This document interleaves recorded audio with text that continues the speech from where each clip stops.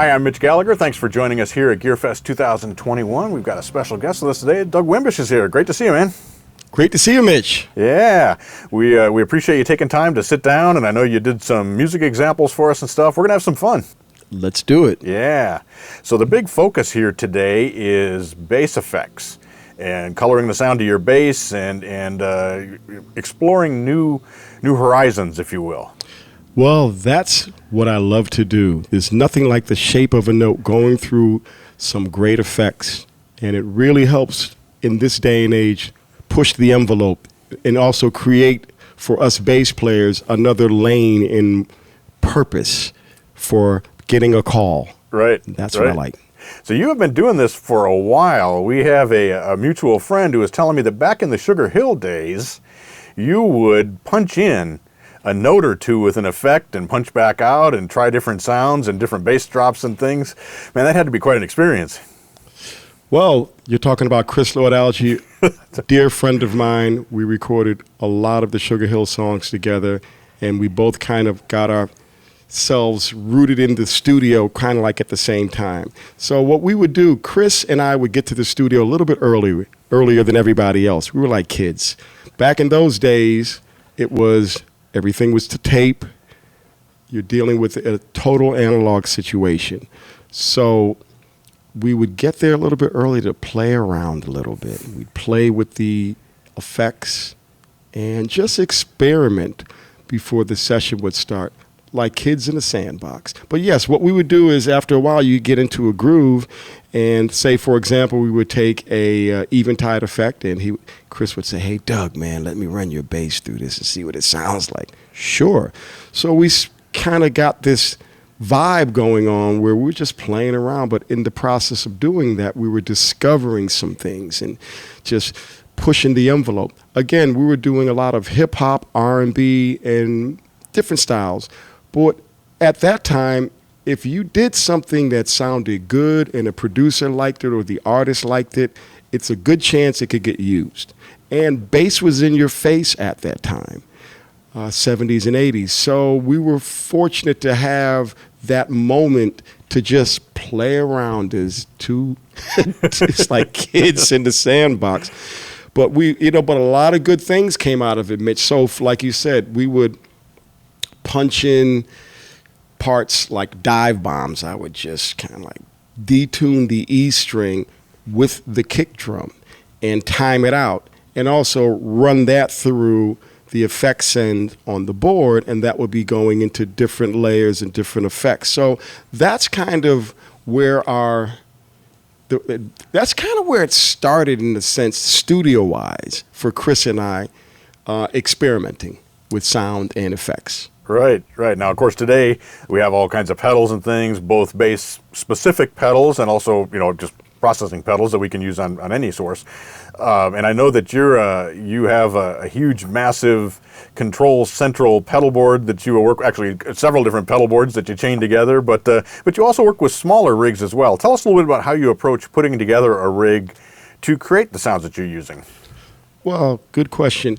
Basically, it's out of necessity. Like I travel around and I'm working with different artists that have different frequencies. So I adapt this to their sound as opposed to just coming in with something that is mine and it doesn't match to what they're doing. It's all about we having a dialogue and listening and finding the right sound that can help accompany the artist. So, for example, I'm working with an artist by the name of Taria. She was former singer with Nightwish, and we've been working together for some years now. And she's gone solo, and I love working with her. So for her, gothic metal singer, also a classically trained opera singer, there's a few different sounds that I know that would work good for her and her music. So I will put together a pedal board to help define the music and also the accessibility of being able to move around the planet and bring something without bringing a problem to the table. So what do?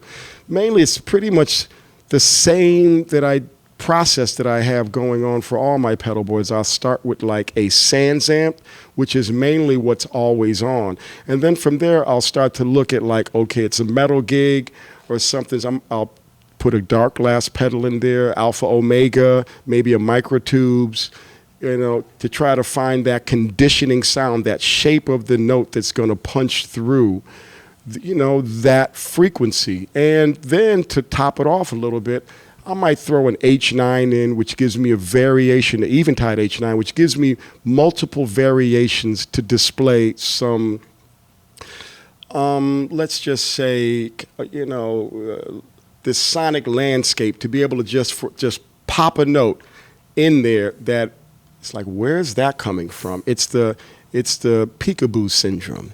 You don't know where it is. Maybe you think it's a guitar. Maybe you think it's a cello because she has a cello player. But whatever it is, it just pops in and pops out. So I will find a way to create a board for the artist. What does she like? What doesn't she like? What works with the music? And when I'm doing the recordings, I also match up the sounds live so that whatever I do in the studio, I have to be able to do live. And there's certain things she likes. And she encourages me to have these sounds and be consistent, because she is doing music that is like one story. It's like Lord of the Rings. Every record has this chapter to it, and I just keep adding to the layers and creating a character for the storyline. So, yeah, that's her. Right. Beautiful. So you have, we appreciate it because you have gone into the studio and created some examples showing a little bit of what you're talking about. Set up this first example for us before we play it. Okay, so first example is just a simple funk groove, and came right off the cuff. I went in yesterday setting up for the shoot and just started messing around with, like, I have a Eventide Rose pedal, and I just started hitting a few notes, just chucking it, like hitting it and then letting the setting do its thing. And I was like, well, that's kind of cool. So I created kind of like a pulse, a drum beat with the bass just hitting it, poof, bah, poof. But the effect is going poof, poof, poof, poof, poof, poof, pop up. And it was just in real time. I was like, that's cool. I have an Eventide looper pedal. Let me just loop a few bars of that. So I did that. And then on top of that, I have the Source Audio C4 synth pedal, which I absolutely adore. I spent quite a few hours actually programming some and finding those sounds that just kind of, again, pop out of the speakers. Just have that, you hear it and it's like, what is that? And so I was like, well, this is cool. Let me put something down like this that's just raw and a bit primitive, but you can hear what a bass can simply do with some imagination and not setting it up. This isn't something that I just had to, I got to plan something out. That was for the moment, and it sounded good to me. So let's make it happen. So the first example is what I'll call is just like a simple funk groove. And check it out. Hit me. Say what? Give the drummer some, or the bass player too, a little something like this. What?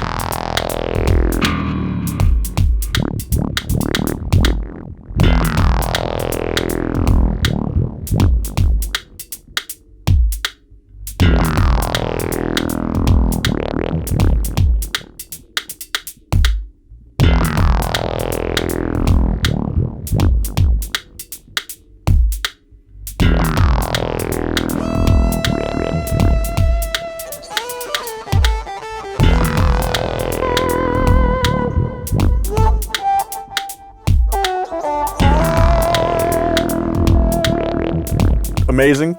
Sounded phenomenal, man. Just so much fun. Tell us about the second example you got for us.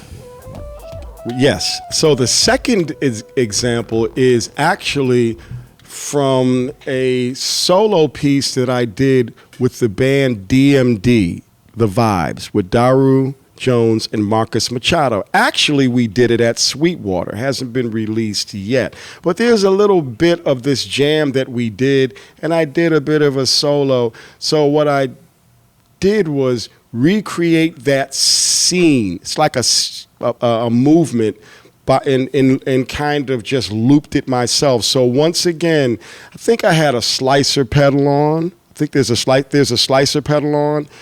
And I'm just playing a pulse note, kind of like what we did with white lines back in the day. And it's just like I looped it, started to toy around with some other colors. And then I played a nice little, a few notes on top of it so you can actually hear the kind of like the definition and the separation between just like creating everything with just the bass. It's just the bass creating all the sounds. So yeah, check it out. Just a little snippet, but yeah, it's one of those things. And I want to give a big shout out to DMD The Vibes, so we have something that's going to be coming out in the very near future. Check it out. Here's a little snippet that I did myself. Check it out.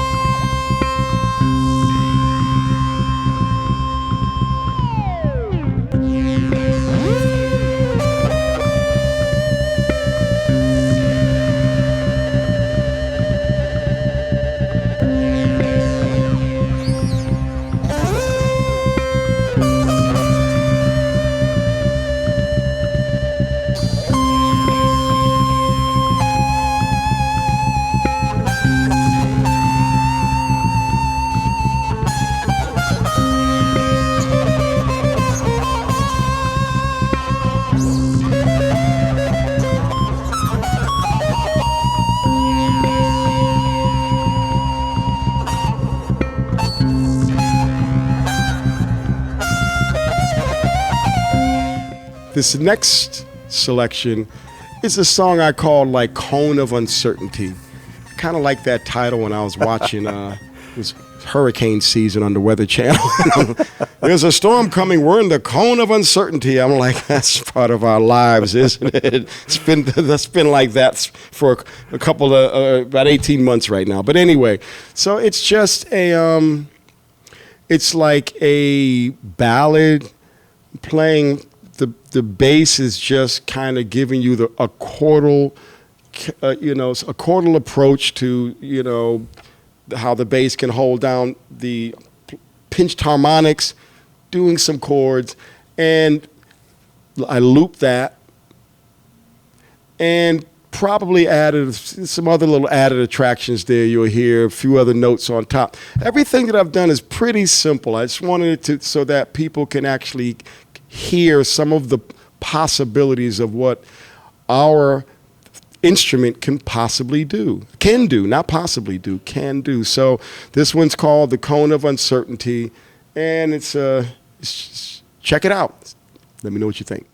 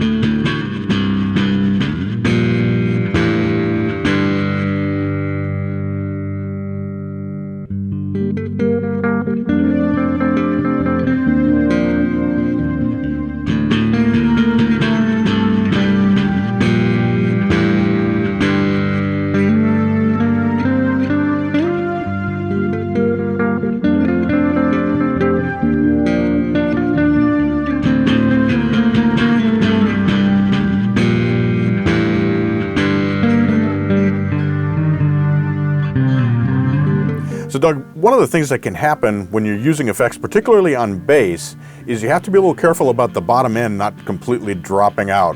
Sometimes that can happen with some effects. And how do you manage that? Or do you even worry about it? Do you just say, this is the sound that it's making right now?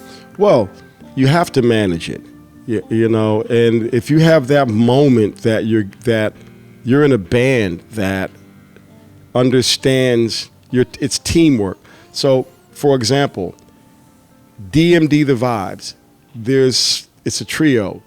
When I solo and I might do something with the whammy pedal and go to a higher note, then Marcus will take the role of playing something that has some low end so it doesn't drop out.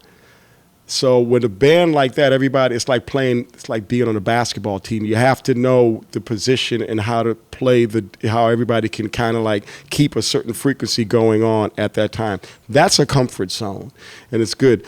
But I have to understand the key role, which is I'm a bassist.